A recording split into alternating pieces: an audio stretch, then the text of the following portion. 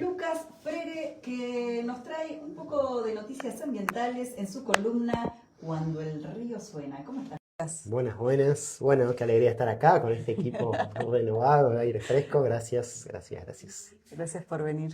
Bueno, la idea hoy es hablar un poco de lo que vino sucediendo últimamente con la ley de glaciares, que si no me equivoco, la última columna que hice en aire fresco fue sobre la ley de glaciares porque era la previa. Hay que reconocerle al gobierno que cumple, que las cosas más Cumple lo que nefastas las dice. cumple. Había anunciado que se venía la modificación de la ley de glaciares y efectivamente sucedió el voto en senadores nomás. Con media sanción. Bien, primero recordar así muy brevemente la ley de glaciares, por qué la defendemos, por qué es tan importante defender la ley de glaciares. Es una ley Buenísimo. que declara a los glaciares y al ambiente periglacial, que es lo que está alrededor y es como el nudo del conflicto, este ambiente periglacial, como bienes de carácter público, como reservas estratégicas de agua, y que por lo tanto en esos lugares no se pueden hacer actividades que tengan que ver con sustancias contaminantes, con la minería, con remoción del suelo, etcétera, etcétera, etcétera. En la ley se ordenó un inventario nacional de glaciares que lo hizo el IANIGLIA, que es una sigla que es el Instituto Nacional de Glaciares, que relevó 17.000 glaciares en todo el país. Y están marcados, señalizados, pues digo, uno de los argumentos que se daba desde los sectores que quieren destruir la ley es que no había claridad, cuando en realidad hay súper claridad de lo que es un glacial y un trabajo con los científicos que más saben de estos temas en el país. Hubo incluso intentos de declararla inconstitucional por parte de mineras y algunas de las provincias, y en el 2019 la Corte Suprema dijo que tenía plena validez. Entonces una ley que venía funcionando, una ley que se cuentan, algunas organizaciones ambientalistas cuentan que gracias a la ley hubo 44 proyectos que hubieran sucedido sobre glaciares que no se pudieron hacer. Y bueno, y la importancia de defender los glaciares, digo, Argentina es un país que buena parte de su territorio es árido, semiárido, Sí. toda la zona de la cordillera, y justamente son zonas que dependen para la vida, para las actividades productivas y demás, de 7 millones de personas en toda esa cuenca de glaciares, dependen del agua de esos espacios. Eh, lo que, lo que se dice es que el ambiente periglacial, que es esto que está como alrededor de los glaciares, que muchas veces no es el glacial que uno tiene como en la cabeza, ¿no? Sí, un Del bloque de Perito hielo. Moreno, ¿no? Claro. Como eso, sino que a veces son zonas que sobre todo en época donde no hay nevadas está seco, ve tierra, pero abajo hay unos cuerpos de agua que son los que regulan los cursos de los ríos durante las secas. Y entonces son Sí. muy importantes y una vez que se destruyen dejan de cumplir esa función de acumular agua y ir regulando el curso hídrico. Los glaciares, es decir, que ya están en problemas. Hay algunos estudios que dicen que, por ejemplo, en los Andes áridos, que sería desde Jujuy hasta el norte de San Juan, ya se han perdido 17% de los glaciares, y de San Juan hacia el sur se han perdido el 36% de los ¿Y glaciares hoy. esto por qué? Eso se atribuye fundamentalmente al cambio climático. Digo que es algo que está sucediendo con los glaciares en todo el mundo, digo, como que ya son ambientes en peligro, en riesgo, y que habría que protegerlos el doble. Bueno, les cuento entonces un poquito de las modificaciones que hizo la ley, que ya se votó en el Senado, Sí. y que ahora la quieren votar en diputados. La ley, las modificaciones de la ley modifica fundamentalmente el artículo 1 que sigue declarando a los glaciares, son estos pequeños trucos de la letra, digamos, que uno la tiene que leer con atención para Echa la entender. ley, echa la trampa. Exacto.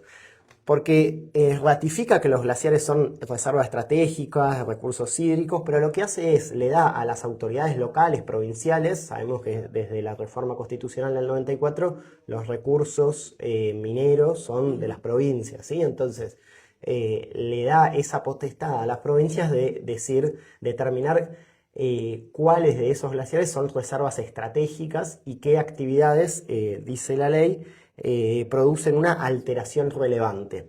Entonces, se pasa de un piso para todo el país de protección a que cada provincia mire más o menos, y además con criterios muy poco claros, poco científicos, poco definidos, con parámetros que puedan ser comparados entre una provincia y otra, porque ¿qué quiere decir alteración relevante? ¿Qué quiere decir que sea estratégico? O sea, no hay niveles, no hay de caudales de agua, de lo que sea, no existe, digamos. Y aparte, según lo poco que leí ahí en el documento que sacó el instituto, Sí. Que todos los glaciares que están en el registro son recursos estratégicos hídricos y tienen interés Exacto. Sí. público y humano. Porque están estos que llaman glaciares por escombros, que de vuelta no es una gran masa de hielo, entonces si vos medís uno solo de eso, vos podés decir, bueno, es un pequeño glaciar, no pasa nada, pero eso, como que hay que mirarlo de forma integral. Y de hecho las provincias van a poder sacar glaciares de este inventario que se hizo a nivel nacional, decir, no, este glaciar ya fue, No me interesa. lo bajamos, y sabiendo que las provincias, digo, hablamos fundamentalmente de Mendoza, de San Sí. Juan, de Catamarca, provincias que están totalmente copadas por el lobby minero, Sí. que tienen realmente muy poca capacidad de enfrentamiento a esos lobbies, además de poca voluntad, pero realmente, o sea, son provincias donde ha avanzado tanto ese lobby que es difícil enfrentarse, entonces es bastante evidente que la búsqueda de que pase la potestad de las provincias es porque van a poder hacer lo que Sus quieran. negocios. La ley también saca a un comité de cuenca que había antes, que era para fiscalizar los casos en los que se afectaba la cuenca hídrica, que siempre, o sea, como una mirada sobre los glaciares, como si pudiera pensarse el agua sin pensarse la cuenca en general, que a veces abarca varias provincias. Digo, hay conflicto histórico en el país, como el del río Atuel entre Mendoza y La Pampa, o sea, conflictos que te hablan de que, bueno, un río, yo no puedo hacer lo que quiera con un río porque pasa por adentro de mi provincia, porque ese río después sigue hacia otra provincia, abarca a otras poblaciones que dependen de ese agua. Bueno, Ecosistemas también que dependen. obviamente. Entonces, el comité de cuenca afuera también. Es importante señalar que, bueno, que aún si saliera en diputados, esperaríamos que algún juez declare la inconstitucionalidad de la ley, porque se viola el principio, se llama principio de no regresión en términos ambientales, que tiene que ver con eso, que no se puede ir para atrás, que tiene que ver con la progresividad de los derechos, así como los derechos de las personas son progresivos, digo, y si saliera una ley que prohíbe el voto de las mujeres, aunque la voten diputados y senadores, sería declarada inconstitucional porque viola el principio de progresividad de los derechos, digamos, por más que se cumplan los procedimientos. Bueno, además que violaría cantidad de tratados internacionales, Claro. pero en este caso me refiero al tema de la progresividad. Es un principio que el gobierno nacional no lo tiene muy claro. No lo tiene muy en claro. O no lo está escuchando ni respetando, ¿no? Como hay un gran retroceso en materia de leyes, en materia de normas, Exacto. en materia de, bueno, esto, ambiental en este momento. Total. Y bueno, se viola el acuerdo de Escazú, que es el acuerdo ambiental más importante que ha firmado la Argentina, el artículo 41 de la Constitución Nacional, que garantiza el derecho a un ambiente sano, prohíbe este retroceso. Y el otro principio que se viola también, por lo cual también podría ser declarado inconstitucional, es el principio precautorio que existe en términos ambientales, que es cuando existe algún grado de incertidumbre, que en este caso no lo hay un montón de incertidumbre, pero supongamos que le damos el visto bueno de que hay incertidumbre.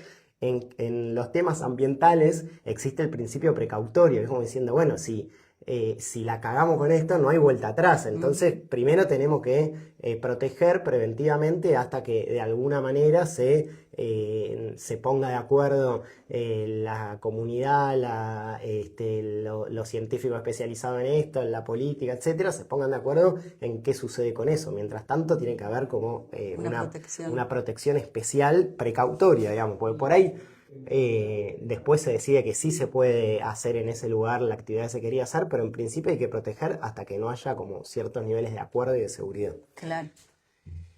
Importante decir que la reforma esta tiene nombres propios, que está bueno mencionarlos. Digo, hay minas hoy que están operando como Veladero, que es de la Barrick Gold canadiense, en sociedad con la estatal china Shandong Gold. La Veladero es de oro y plata. El proyecto Vicuña, que es de cobre, de Lundin Mining y BHP.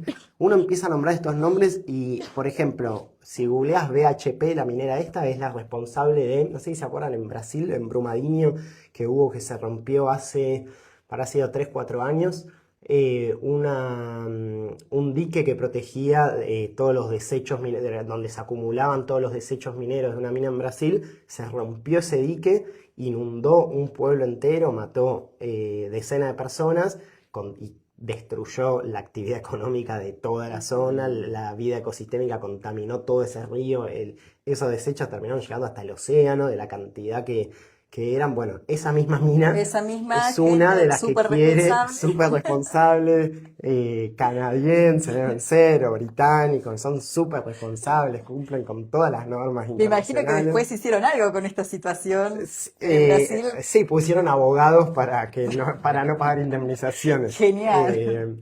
Perdieron juicios igual, perdieron juicio en Inglaterra, perdieron juicio en varios países porque, bueno, o sea, eran claramente los responsables. Pero bueno, de estos casos hablamos, digo, que es lo que ya sabemos que pasa en Argentina, en Hachal, con la mina La Lumbrera, que ya contaminó un montón de veces el río. Hay un montón de casos de derrames de cianuro y O sea, otras datos no sustancias. faltan. Sobran. Pero bueno, siempre es como que no, bueno, pero esta vez sí. Esta vez no te voy a pegar, Esta vez no Marta. te voy a pegar, Marta. Como una cosa medio así. Luca, Sí. una pregunta, para ser pragmático, o sea, el avance, ¿no?, de esta ley permitiría que las mineras hagan uso de los glaciares. O sea, para ser pragmático, pondrían una manguera, tirarían desechos, ¿qué es lo que sucedería? Y en muchos casos rompen los glaciares porque Rompen necesitan sacar todo. lo que hay abajo. O sea, hablamos de mega minería. Perforaciones. Exacto. Porque muchas veces también, ¿qué pasa en esta provincia también con el tema de la minería? Que hay una historia vinculada a la minería, digo, en estas mismas sierras y demás, pero la mega minería no tiene nada que ver con esa minería de socavón, que también tenía otros problemas, pero digo, la mega minería destruye, digamos, hace grandes huecos Claro. en las montañas, destruye los glaciares, además de usar cantidad de litros de agua. O sea, son las dos cosas, es el uso del agua y la destrucción en sí del glaciar para sacar los minerales que hay debajo. Claro. El agua también se usa para tirar los desechos, que se supone que tienen tratamiento, que están estos diques de cola que siempre se rompen y tienen filtraciones. Entonces son eso, sí, las dos cosas. Pensaba eso también que hay algo en la ley de los glaciares que anuda como un montón de cosas de las que venimos viendo en el país. Digo, como que a veces parece que solo le preocupa o a la gente que está en la cordillera o a los ambientalistas.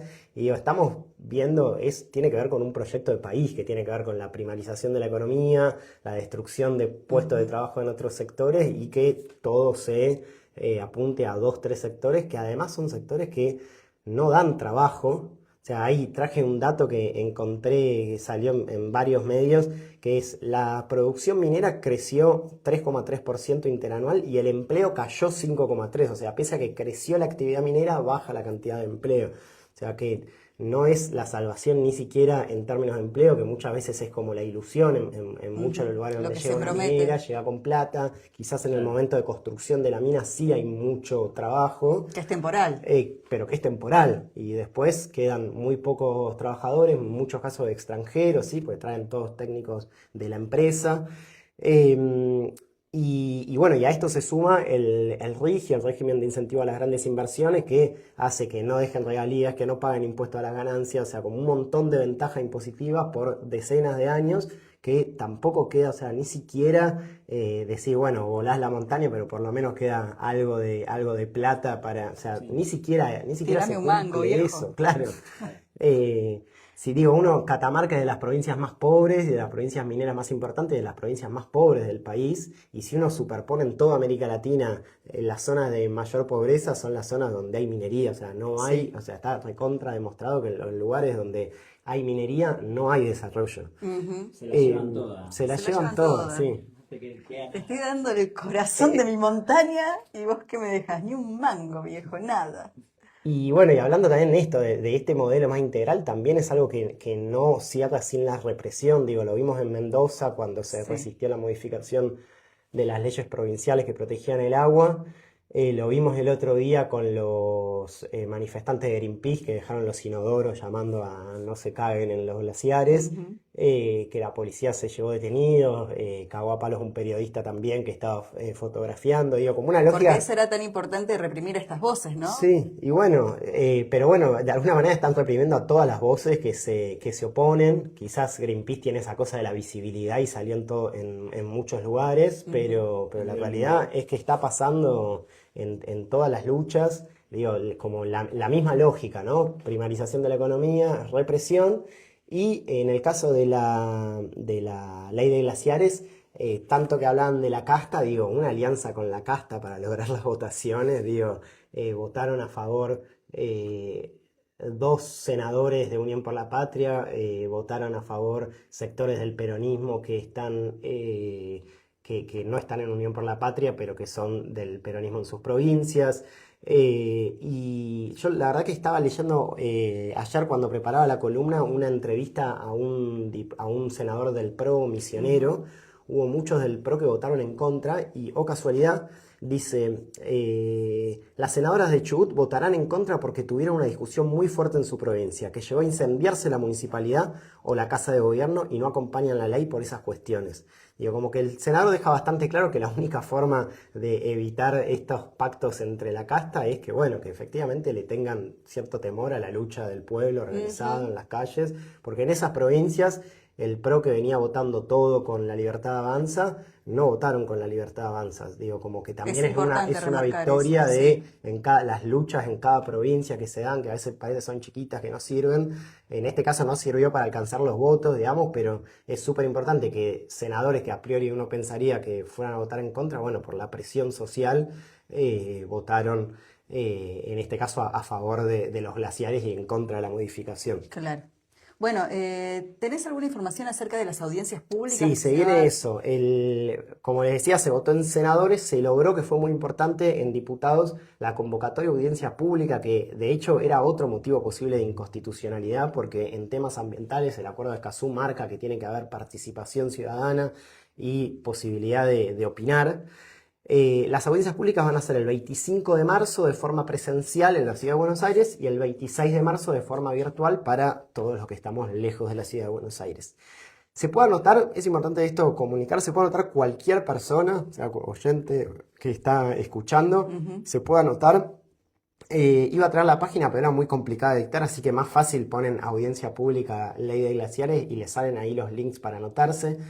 Son exposiciones de 5 minutos máximo, pero lo que se está agitando desde todas las organizaciones ambientales es anotate, no importa si te da vergüenza hablar en público, podés levantar un cartel que diga no a la ley de glaciares y que esa sea tu intervención, ¿sí? Lo importante es que mucha gente se anote y mucha gente diga que está en contra de la ley de glaciares. Sí es importante que haya algo por escrito que diga eso, porque se hace taquigráficamente, después se pasa todo, y es importante que el saldo total de la audiencia pública sea mayoritariamente en contra, como va a ser. Sí.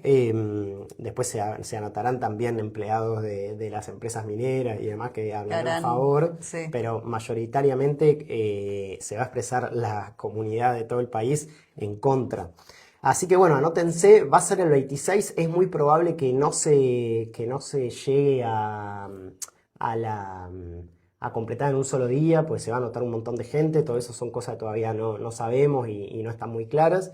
Y también está bueno, están disponibles en internet, en la página de la Cámara de Diputados, nosotros que tenemos 5 representantes de la provincia de San Luis, mandarles un mail también, que es un trabajo que se hizo con los senadores, decirle, bueno, me gustaría, tenemos un diputado de aquí de la Villa de Merlo, decirle, Carlitos Almena, ¿cómo vas a votar? Sabemos que sos de la Libertad Avanza, pero nos gustaría que defiendas los glaciares, más allá de la ideología que tengas, que nos representes y no permitas que destruyes los recursos hídricos para nosotros, para las generaciones futuras.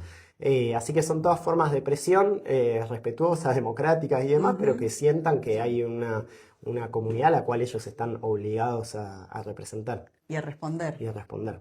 Te sumo ahí otro datito que hay tiempo para inscribirse hasta el viernes 20 de marzo. Bien, sí, eso lo dije. No me acuerdo si había algo más así de lo concreto de la audiencia que me traje acá el machete. Pero sí, no, eso. Hasta el 20 de marzo a las 16 horas y hasta las 20 de manera virtual, sí. Así que bueno, Perfecto. anótense. Cualquier duda también pueden preguntar a las radios, seguro que les van a saber decir. O sea, es muy fácil anotarse, ahí solamente poner nombre, poner el título de lo que uno va a exponer y no mucho más. Es hasta más fácil que anotarse en la audiencia pública que hizo el municipio de Merlo, que había que ir presencial, era un lío, más trabas a la participación.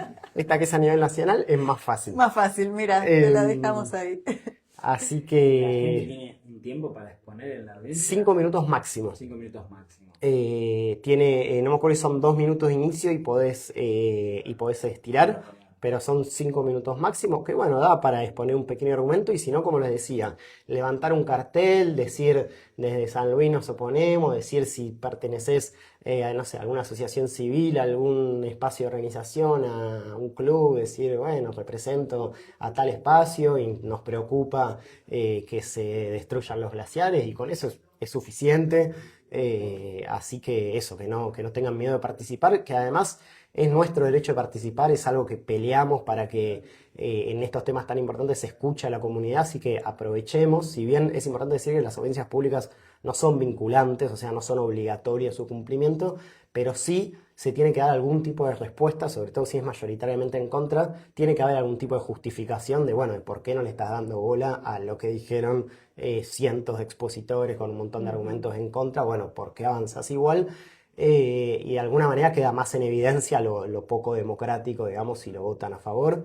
Y eso también refuerza la presión sobre los diputados, porque, bueno, como pasó en senadores, hubo muchas cosas turbias, el lobby, hay mucho dinero en juego, así que está bueno como la presión también a los diputados. Perfecto. Bueno, Lucas, muchísimas gracias, muy clara la Gracias a información. ustedes. Acabamos de escuchar a Lucas Freire en la columna Cuando el río suena. Seguimos con... ¿Te pareció interesante el contenido? Escanea el QR y suscríbete.